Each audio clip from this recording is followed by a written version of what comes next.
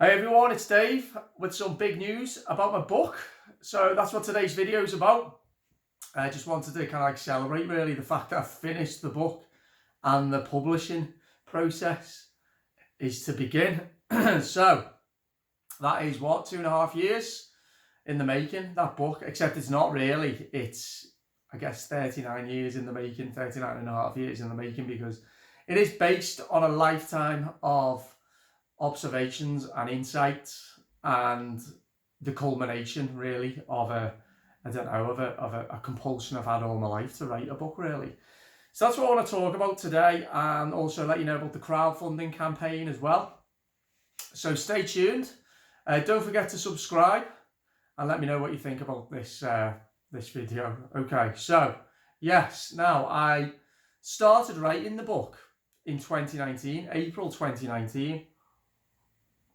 I'll tell you a little story. I was in a job. I've been in that job for 10 years at university, and obviously working in higher education, in the student services department. And I watched as the culture became more and more insular, as the environment became more and more politicized, as the students became more and more entitled, and as the many of the different strands of work became more and more bureaucratic. And I remember the day before I left, I had to do this training called unconscious bias training. And in that training, I was presented on the computer screen with a number of scenarios, and I had to choose what was the right outcome, and I had to state why something was offensive or not. And I remember just thinking to myself, this is the last straw. I can't do this anymore. And I'm certainly not taking part in some bullshit training created by some faceless woke bureaucrat who is expecting everybody else to tick a box to say, basically to say, yeah, I can't think independently. Yes, I agree not to formulate my own moral outlook on the world. And yes, I will just acquiesce to whatever it is you need me to do to stay in this job. That was the final straw. I left that day. I left the job. The next morning, I woke up at 6 o'clock and started writing this book. So we're talking, I think it was about the 26th of April, 2019. As I say, I've always been interested in watching people in society. I've always felt like there's something wrong, but not been able to explain it. And now I realise that, well, obviously I have tried to explain it logically in the book, but now I realise that a large part of why I couldn't explain why I didn't ever feel quite right, like there was something wrong with the world, was that it was just an intuition telling me that. And I talk about intuition a lot in the book, and how we need to move towards kind of like a more heart-centered knowing and try and get less out of the mind-dominated kind of like ways of thinking that we have in the West. So yeah, I started writing the book, and it was a case of the words just spilled onto the page. I remember those first couple of days, I wrote so much of this book, and I detected in the previous few years since the vote for Brexit, I detected a real deterioration in society within this country, not just our media and our political class, although you know what I think about that, but in society generally. We seem to not be talking to each other. There didn't seem to be too much really creative conversation going on, just shouting, mostly channeled through social media. I just felt that Western society as a whole, certainly in this country, but I think Western society as a whole, was not in a good place. It was sick. It had become very sick, and that something was going to happen. Now, obviously, I couldn't predict what was about to happen a few months later at the start of 2020. But when that did happen, and I'm not talking about COVID, I'm talking obviously about how we as societies have responded to it. When that did happen, that was the catalyst for a further deterioration and a capitulation and an implosion of Western culture, which is obviously where we're at now threatening to implode, although I don't think we will, and that's the message in the book. But yeah, so I wanted to write about that, but I did think, after I'd written a few thousand words and then the whole lockdown situation started, I did genuinely think that this was the moment whereby society more generally would recalibrate itself. This was the perspective that was required for many people. This was the moment for us to try and garner some resolve and resilience. This was the moment for us to have an inward look at who we are. This was the moment for us to have a reevaluation of what the West is, what it stands for, where it's come from, where it is, and where it's going. And I genuinely thought that what I'd written up until that point was now redundant. It was unrepresentative of these new emotionally mature times. But it quickly became apparent that what I'd said already in the book and what I wanted to say was even more urgent.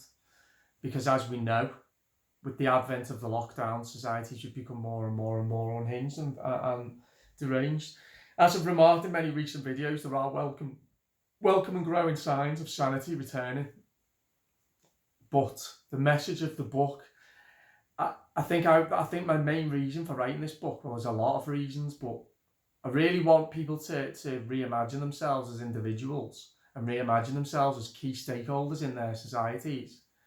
And I also, for obviously do it for myself, because I know I've always known I'm capable of writing a book.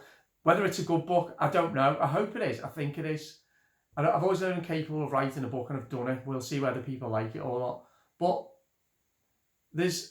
I want it to act as a reminder in the future for how unhinged, immoral, insane and deranged and selfish and societies can become very, very quickly. So I talk about specific examples of what I've seen in the book and how it's terrified me. I draw historical parallels and then set a lot of context for what happened in 2020 and 2021, for why and how a population could have accepted that. You have to dig really deep and go back decades and bring in a number of different factors and themes. So talk a lot about corporate consumerism, a creeping communism, social media, and a demise of Western values, and a demise in the concept of the individual, and loads more stuff. And together with that, underpinning all of that is a forgetting that societies are built on the gifts of individuals with ideas rather than fanatics with ideologies. And then I talk a lot about why so many have just become drawn to the crowd, why so many can't question, and why so many seem to just be so apathetic and burying their heads in the sand. So that's all the context. It's all about the situation. And then there is a very optimistic note running through the book, you know, as I talk about when I've seen this great awakening taking place in society, what it means to me, what I think it is, what it is that we're tapping into, that people are tapping into, you know, the reconnection with self, with others, with nature, with community, with families, the rejecting of media narratives, and the reimagining, as I said before, of the West. And for me, the story of the West is one of the individual. And the story of the individual, for me, is not one of selfishness and the individual comes first. It is that societies are built on the gifts of individuals with high purpose, values. So, like, mine are truth and freedom, and mine are my top two. But others could be courage, you know, authenticity, and you know, and resilience, resolve, whatever it is, open-mindedness, transparency, all these things, rather than just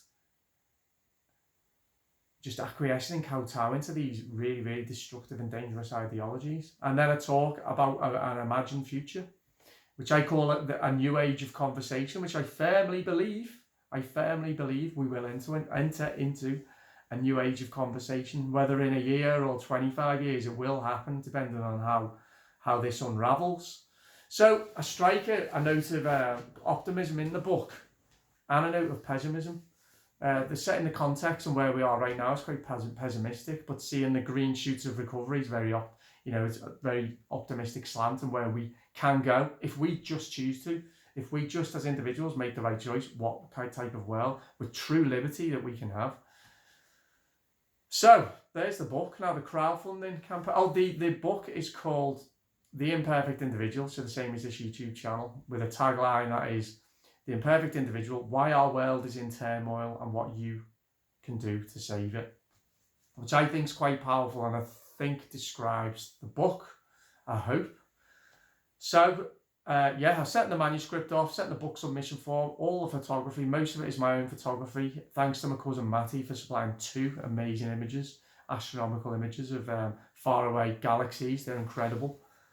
So there'll be 20 colour images in the book as well, which I can't wait to have it in my hand, which will be before Christmas. The book will be ready to order before Christmas. So if you know anyone who needs who you think will benefit from it, who will like a nice Christmas present, then I'll keep you up to date with where you can buy it. The crowdfunding campaign, if it sounds interesting, what I'm doing sounds interesting to you, if you value what I have to say and what I'm trying to do, if you support my work, if you like my content that I create on YouTube, which obviously is similar themes in my book, then just click on the link below and you can have a little look at my crowdfunding campaign. Obviously, there's no obligation whatsoever to contribute. However, if you would like to make a contribution, then you're gratefully received, however small.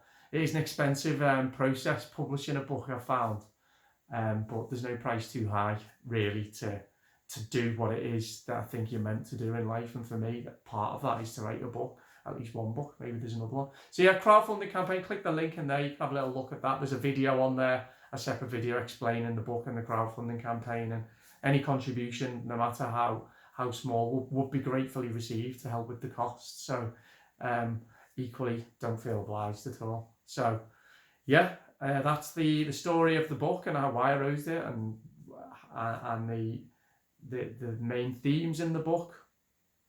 And what I'll do over the next couple of months between now and the book being released, I will give you some more snippets about little bits that are in the book, and we'll create some content around it, and I'll keep you up to date with the publishing process as well.